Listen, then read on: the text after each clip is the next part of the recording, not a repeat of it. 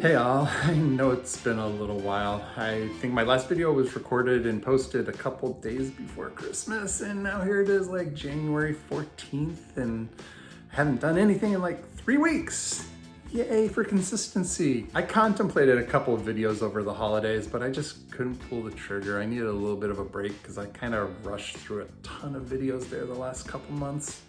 So I'm sorry I waited so long, but I've got something cool to show you today. I mean, it's not a brand new toy, but it's new to me, so that's all that really matters, right?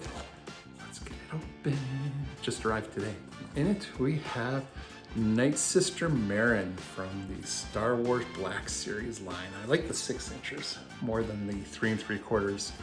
3 3/4 is a relic of my childhood and loved them then.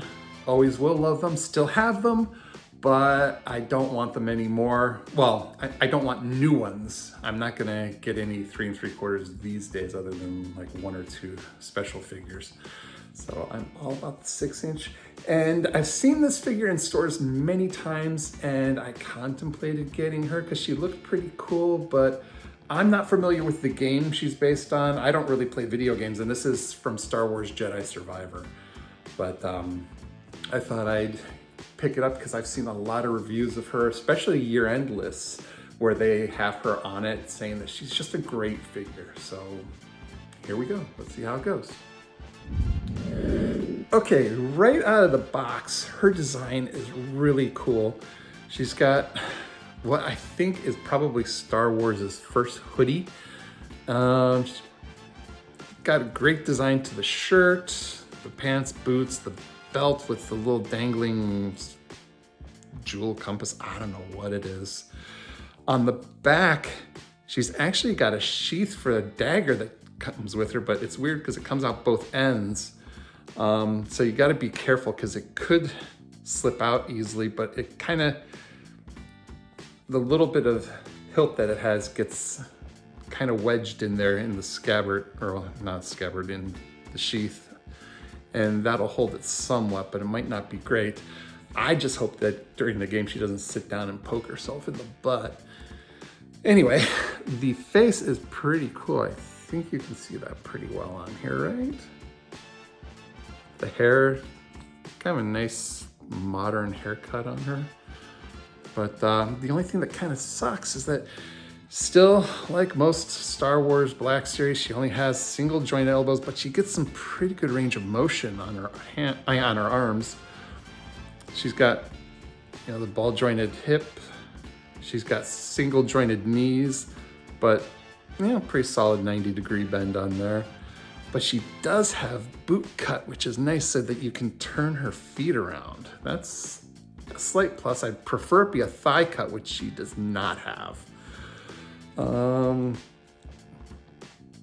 Crunch is not great, but anyway, it's typical head movement on Black Series, all that good stuff. But otherwise, yeah, it's not bad, really. She does have a couple other accessories. She's got a pretty cool looking spear. So let's see how she holds that. I would assume pretty well. It's got nice texture to it, which means that she'll be able to grip it pretty well without it sliding out. Might be one of the first Star Wars spears too. And then she also has a force effect of some sort. I've never really seen this on Star Wars figures, but it's got a hole in the middle of it. It's not quite made for the spear to stick in, I don't think. Or the dagger to stick in, but is it her hand, maybe?